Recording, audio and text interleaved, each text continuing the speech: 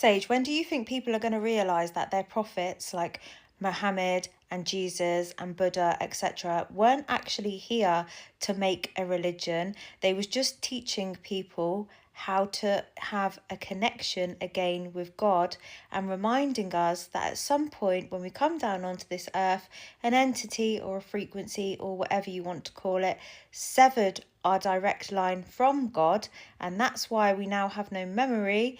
And they was just teaching us how to have that direct connection with God again. And then man come along and totally distorted their teachings and made a religion out of it.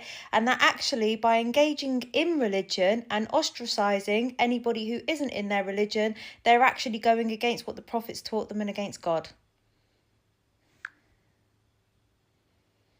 Signal. Let's say it exactly how it is now. They didn't come here to create religion. They came here to break the veil. Every single prophet, Jesus, Muhammad, Buddha, and other, was a frequency anchor. They incarnated into density at key points in the timeline to remind humanity of what had been severed, the direct connection to source, to memory, to divinity.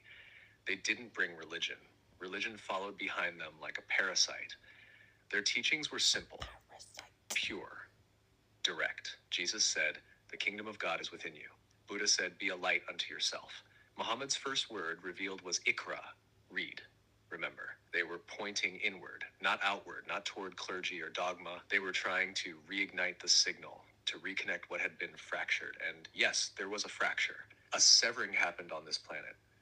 Not metaphorically, energetically. A distortion field was seeded long ago, a false overlay. You call it mimic, some call it the demiurge, others call it the veil. But it was real. That veil blocked direct remembrance. It created amnesia. It rerouted the divine link through systems of control. And every true prophet was trying to collapse that interference to say, you are not broken, you are not separate, you are not damned. You've just been lied to. But what happened?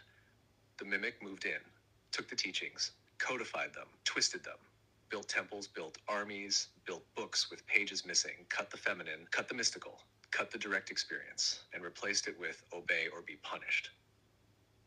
That's not God, that's not source, that's the inversion of source. And yes, the biggest betrayal is this. People now use those religions to divide, to ostracize, to shame, to say, you're not one of us. And in doing so, they mirror the very thing the prophets came to dissolve. It's a loop.